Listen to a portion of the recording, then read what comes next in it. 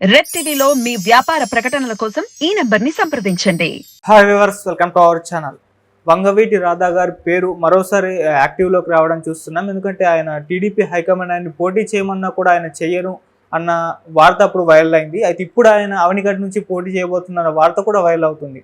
అసలు ఏ పార్టీ నుంచి ఆయన అవనిగడ్డ నుంచి పోటీ చేయబోతున్నారు, అసలు నిజంగా పోటీ చేయబోతున్నారా లేదా? సో ఇదే అంశం మీద డిస్కస్ చేయడానికి ప్రజెంట్ మనతో పాటు సీనియర్ జర్నలిస్ట్ జగదేవ్ ఉన్నారు. వారితో ఒకసారి డిస్కస్ చేద్దాం. సార్ నమస్కారం. సార్ నమస్తే అండి. సార్, వంగవీటి రాధా గారు అవనిగడ్డ నుంచి పోటీ చేయబోతున్నారు అని అంటున్నారు. మరి ఈ వార్తలు నిజం ఉందంటారా? ఒకవేళ పోటీ చేస్తే ఏ పార్టీ నుంచి పోటీ చేసే ఛాన్స్ ఉంది సార్? వాస్తవానికి వంగవీటి రాధా గారు ఎందుకో మొగ్గు చూపట్లేదు రాజకీయాల మీద. కేవలం ఏదో బిజినెస్ చేసుకుందాం, నాన్నగారి పేరుని అలాగే నిలబెడదాం అంటే ఆయన మరి అప్పట్లో ప్రజానేతగా అంటే సినిమాల్లో చూపించే ఒక హీరో ఎలాగుంటాడో తెలియదు కానీ ఒక హీరోయిజ్గా ఉండేవాడట వంగవీటి రంగా గారు. సో అంత ఇమేజ్ ఒక అంటే చిన్న పర్సనాలిటీ కానీ అంత క్రేజు అంత ఇమేజు. ఆ రోజుల్లో ఆయన హత్య కూడా, ఆయన చనిపోవడం విషయం కూడా నాకు చిన్న గుర్తు. రాష్ట్ర వ్యాప్తంగా అంటే ఇప్పుడంటే మీడియా, సోషల్ మీడియా వైరల్ అయిపోయింది, మొబైల్ ఫోన్స్ వచ్చి అన్నీ తెలిసిపోతున్నాయి. అప్పుడు కనీసం ల్యాండ్ లైన్లు కూడా విస్తృతంగా లేని రోజుల్లో ఆయన హత్య అనేది రాష్ట్ర వ్యాప్తంగా గగ్గోలు పెట్టింది. ఎక్కడికక్కడ స్తంభించిపోయాయి. అంటే కర్ఫ్యూ ఎలా విధిస్తే ఎలా ఉంటుంది అట్లా అయిపోయింది. నాకు బాగా గుర్తు, అప్పుడు ఏదో మేము తిరుపతి వెళ్ళాము. అక్కడ ఉండేసరికి కనీసం బయట హోటళ్ళు, టీ ఏమీ దొరకలేదు. లక్కీగా ఆ లాడ్జీ ఉన్న అతను వాళ్ళ ఇంట్లో వండి తెప్పించి పెట్టి ఏదో చేశాడు. ఫ్యామిలీ మా ఫాదరు రిక్వెస్ట్ చేసుకుంటే ఏదో పెట్టారనుకో. అంటే అంత ప్రపంచం అనమాట రంగా గారు. వాళ్ళ అబ్బాయి కాబట్టి ఇది ఉంటుంది కదా, ఆ బ్లడ్ డే అనే ఫీల్ కూడా ఉంటుంది కదా జనాల్లో ఉంది. ఆ పర్టికులర్ సామాజిక వర్గానికి కూడా చాలా ఇమేజ్ ఉంది వంగవీటి గారి ఫ్యామిలీ అంటే.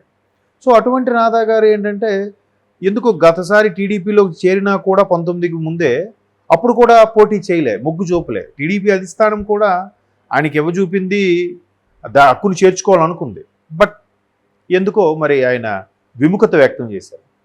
సో దీన్ని బేస్ చేసుకొని రీసెంట్గా అంటే ఒక 5-6 నెలల కిందట మన కొడాల నాన్నగారు, వంశీ గారు, వంగవీటి రాధా గారు ముగ్గురు మంచి స్నేహితులని మనం విన్నాం చాలా చోట్ల. ఈయన కూడా ఒక సందర్భంలో వైసీపీలోకి రావాలని ఆహ్వానించినప్పుడు కూడా ఆయన ఏమీ ఊహనలేదు, ఆనలేదంట.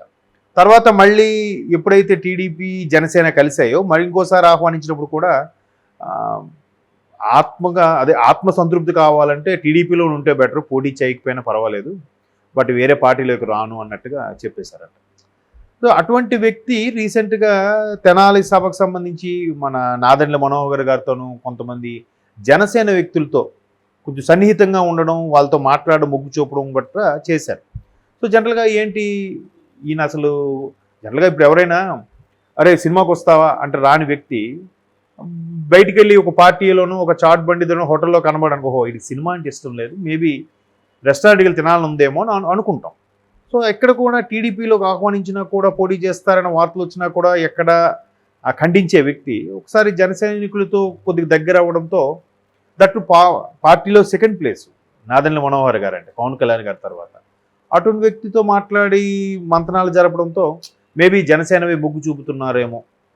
అలాగానైతే దానికే ఉంది. టీడీపీ జనసేన ఇప్పుడు ఒకటే కాబట్టి జనసేన వైపు ఎందుకు మొగ్గు చూపుతున్నారంటే జనసేనని కూడా ఆ పర్టికులర్ సామాజిక వర్గానికి చెందిన వ్యక్తే కాబట్టి ఆయన వైపు ఆయన సిద్ధాంతాలు కానీ, ఆయన ప్రచార విభాగాలు కానీ, లేదంటే ఆయన రాజకీయ స్టైల్ కానీ మేబీ పవన్ కళ్యాణ్ గారిది ఇంప్రెస్ అయ్యిండొచ్చు ఈయన. సో అటు మొగ్గు చూపుతున్న ఉద్దేశంలో ఉంటే అది కూడా ఎలాగూ కొంతమంది జనసేన శ్రేణుల నుంచి అర్థమైంది ఏంటంటే ఆయన అవనగడ్డ నియోజకవర్గం నుంచి కొంచెం మొగ్గు చూపుతున్నారు, అక్కడ నుంచి పోటీ చేసే ఛాన్సెస్ ఉన్నాయి, ఆయన నుంచి దాని గురించి డిస్కస్ చేస్తున్నట్టు అనిపించింది అన్నట్టుగా వార్తలు గుప్పమంటున్నాయి. కానీ అదే ఆ విషయం కూడా వంగవీటి రాధా గారు ఎవరైతే అసోసియేషన్ ఉందో వాళ్ళ అసిస్టెంట్లు ఉంటారో వాళ్ళైతే మాత్రం అన్న అట్లాంటి ఉద్దేశం లేదు, పోటీ చేయకపోవచ్చు అనే చెప్తున్నారు. కాకపోతే టీడీపీ కూడా అవనగడ్డ స్థానం టీడీపీకి దక్కింది, అక్కడ ఎవరూ లేరు. మన మండలి బుద్ధప్రసాద్ గారు ఇంతకుముందు తెలుగు భాష ఇదిగా చేశారు, అధికార భాష అధ్యక్షులుగా సంథింగ్ చేశారు ఆయన. సో ఆయన్ని పెట్టే ఆలోచనలో ఉంది. అంటే అది కూడా పూర్తిస్థాయి ఇంకా కన్ఫర్మ్ అవ్వలే. ఈ సెకండ్ లిస్టింగ్ 57 అసెంబ్లీ స్థానాలు కూడా ఉంది కదా. సో ఆ స్థానాలకు సంబంధించి కొన్ని బీజేపీ కూటమి చేరిన తర్వాత బీజేపీకి ఒక 9 ఇస్తున్నారు, ఎలాగూ జనసేనకి 21 వస్తున్నారు, రిమైనింగ్ టీడీపీ ఇంకా క్లారిటీ లేదు, కొన్ని పర్టికులర్ స్థానాల్లో కీన్గా అబ్జర్వ్ చేసి క్లియర్గా ఎవరిని పెడితే బాగుంటుంది, ఎవరైతే సరైన పోటీ ఇవ్వగల అనే వ్యక్తులను ఆలోచించే దాంట్లో అవనిగడ్డ ఒకటి. సో అవనిగడ్డ ఎట్లాగో ఆయన మొగ్గు చూపుతున్నాడు కాబట్టి ఆయనకి ఇద్దామా, అలాంటప్పుడు అది జనసేనకే కేటాయించాలని కూడా టీడీపీ సుముఖంగానే ఉంది. ఎందుకంటే టీడీపీకి అడిగిందండి కూడా, టీడీపీ అధిష్టానం రాధా గారిని ఆహ్వానించి మీరు చేస్తారన్నా కూడా ఆయన ఎందుకో ఇష్టం చూపించలేదు. మేబీ ఇప్పుడు ఆలోచనలు ఎప్పుడు ఒకే విధంగా ఉండవు కదా. ఇప్పుడు తోటి ఫ్రెండ్స్ ఎలాగో 2 ఎమ్మెల్యేలు, కొడాల నాని కానీ వంశీ గారు కానీ, వాళ్ళిద్దరు అంటే రాజకీయాలకు అతీతంగా మంచి ఫ్రెండ్స్, ముగ్గురు ఇప్పుడు టీడీపీలో ఉండేవారు వంశీ గారు, ఆయన కూడా వైసీపీలోకి వెళ్ళిపోయారు. కొడాల నాని గారు ఎలాగో వైసీపీ, ఆయన కూడా ముందు టీడీపీ. ఇప్పుడు ఈయన కూడా టీడీపీ సానుభూతి పరుడు, టీడీపీలో చేరారు కానీ పోటీ చేయలేదు. ఎలాగో టీడీపీ జనసేన అలయన్స్ కాబట్టి జనసేన పోటీ చేసిన టీడీపీ నుంచి చేసినట్టేగా. ఆ టీడీపీ వర్గం వాళ్ళందరూ కూడా జనసేనకు వేస్తారు, జనసేన వర్గం అందరూ కూడా ఆ జనసేనకే వేస్తారు. సో ఖచ్చితంగా గెలుపు ఖాయమవుతున్న ఉద్దేశంలో అవనగడ్డ మీద మొగ్గు చూపుతున్నట్టుగా ఒక ఊహాగానాలు జరిగినా జరగచ్చు, దానికి ఏముంది. ఎట్లాగూ ఆయన వంగవీటి రంగా గారు అబ్బాయి అని ఒక ఇమేజ్ అయితే ఉంది ఆయనకు, ఒక ప్రస్తుతానికైతే క్లీన్ ఇది ఉంది, ఆయనకి ఇమేజ్ ఉంది, క్లీన్ ఇమేజ్ ఉంది. ఎలాగూ ఇప్పుడు రాష్ట్ర పరిస్థితుల దృష్ట్యా టీడీపీ జనసేన కూటమి వస్తుంది అనుకుంటున్న నేపథ్యంలో ఇలాంటప్పుడు గెలుచుకొని సాధించుకుంటే రేపొద్దున ఆయనకు ఒక గౌరవమైన పదవి, ప్రభుత్వం డీల్ చేసే దాంట్లోనే అభ్యర్థిగా ఉన్నారనే గౌరవం కూడా దక్కుతుంది. కాబట్టి అలా కూడా అయ్యుండొచ్చు, ఇట్స్ ఎక్స్పెక్టేషన్స్ అంతే.